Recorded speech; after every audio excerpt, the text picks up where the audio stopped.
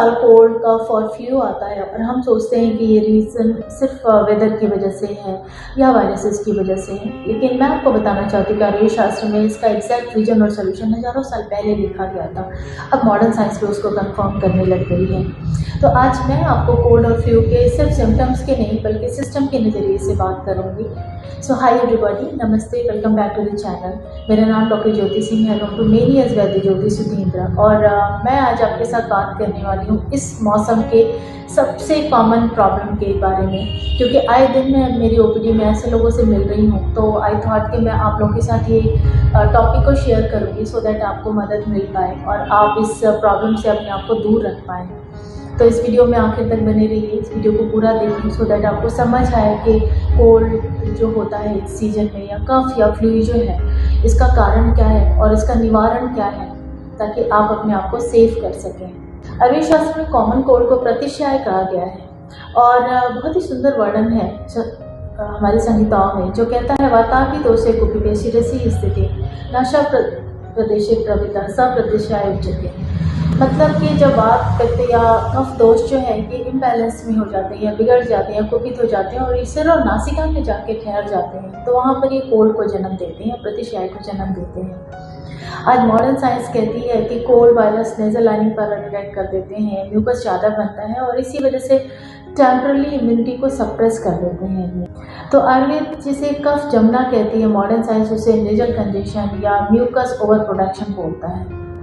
अब बात करते हैं कफ की, जिसे आयुर्वेद में कास कहा गया है, और इसके लिए बहुत सुंदर वापस एक वर्णन है जो कहता है उरस्थो वायुवृत्य कफम व पित्तमेव च कासम जनयति क्षिप्रम तस्मात् कास उच्यते।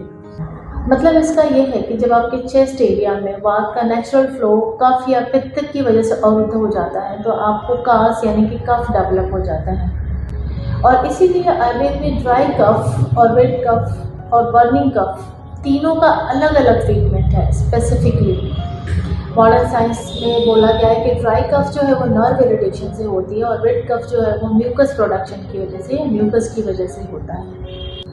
आयुर्वेद शास्त्र में फीवर को यानी कि ज्वर को लाइटली नहीं लिया गया है। संहिताओं में उल्लेख आता है जहाँ कहा गया है कि ज्वरस्तु देही नाम राजा रोग नाम उच्यते बुधे। मतलब ज्वर जो है ये सभी रोगों का राजा होता है, क्योंकि फ्लू सिर्फ बुखार नहीं है, ये पूरे सिस्टम को का इम्बैलेंस डिनोट करता है या इम्बैलेंस शो करता है। अब इन सारी प्रॉब्लम्स के पीछे जो रूट कॉज है उसके लिए कहा गया है अग्नितुष्ट्या रसादि नाम दोषा नाम च समुच्चार ज्वरा संभवती प्राय सर्वदेह प्रपीड़िता। मतलब वीक डाइजेशन, आम का बनना, आम का संचय होना और दोष का इम्बैलेंस होना या दोष प्रकोपित हो गए हैं या विगुड़ित हो गए हैं तो फ्लू डेवलप होता है। आज मॉडर्न साइंस कहती है कि फीवर एक बेसिकली इम्यून रिस्पॉन्स है जो साइटोकाइंस के रिलीज होने की वजह से और मेटाबॉलिज्म बढ़ने की वजह से या गट इम्यून एक्सिस जो है उसके इम्बैलेंस होने की वजह से होता है।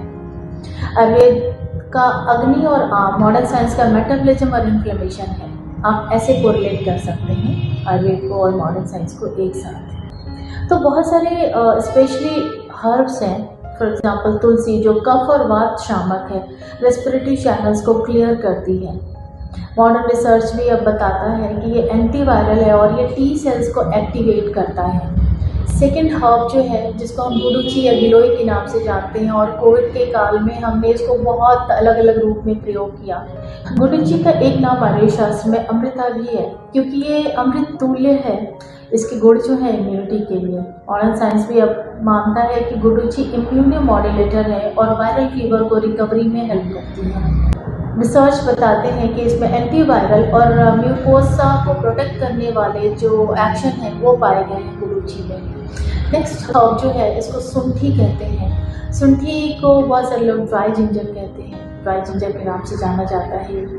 ये आम जो हमारे शरीर में बनता है उसको तोड़ता है और मेल्ट करके बाहर निकलता है।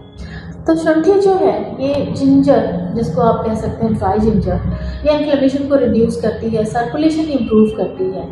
नेक्स्ट हर्ब जो है ये है हरिद्रा। हरिद्रा को नेचुरल इन्फ्लेमेशन कंट्रोलर के रूप में पहचाना जाता है। इसमें कर्क्यूमिन होती है जो इम्यून सिग्नलिंग को बैलेंस करती है और रिकवरी फास्ट करती है।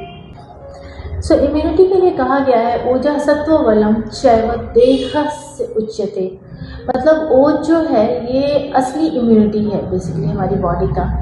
और क्यों है ये, कैसे आप समझ सकते हैं, क्योंकि आज हम जिसको इम्यूनिटी कहते हैं वो सिर्फ एंटीबायोटिक से नहीं, ये हमारे गट हेल्थ, स्लीप और स्ट्रेस को बैलेंस करके कंबाइन करके जब आप पाते हैं वो आपकी इम्यूनिटी है। तो आप समझें कि इसी वजह से आयुर्वेद शास्त्र में जो कोर प्रिंसिपल है वो कहता है स्वस्थ से स्वास्थ्य रक्षणम आतुरस्य विकार प्रशमनम च। और इसका मतलब यह है कि स्वस्थ के स्वास्थ्य की रक्षा और आतुर जो है यानी रोगी जो हैं उनके विकार या बीमारियों का इलाज करना आयुर्वेद का मेन फोकस होता है। इसी वजह से हम कहते हैं कि आयुर्वेद का फोकस सिर्फ बीमारी को ट्रीट करना नहीं है। बेसिकली हम बीमारी आने से पहले आपको स्वास्थ्य अगर है तो आपके स्वास्थ्य को और उत्तम बनाने में, और यदि रोग आ गया है तो उस रोग का निदान करने में, उसका इलाज करने के लिए आयुर्वेद है। यदि आप भी उन व्यक्तियों में से हैं जो हर साल हर सीजन में कोल्ड से परेशान होते हैं तो सिर्फ मेडिसिन से नहीं, आपको आपकी इम्यूनिटी को समझने की ज़रूरत है और आपकी इम्यूनिटी को आपके दोष और दोष के अकॉर्डिंग पर्सनलाइज करके और हम गाइड कर सकते हैं आपको। तो यदि आप चाहें तो अपना पर्सनलाइज आयुर्वेदिक गाइडेंस लेने के लिए हमसे कांटेक्ट कर सकते हैं। आपको लिंक या डिटेल्स जो है वो डिस्क्रिप्शन में मिल जाएंगी। अगले वीडियो में मिलती हूँ बहुत ही जल्द। उसके तब तक आप अपना ध्यान रखें, स्वस्थ रहें, सुरक्षित रहें, खुश रहें, ध्यान रखें। बाय बाय, नमस्ते।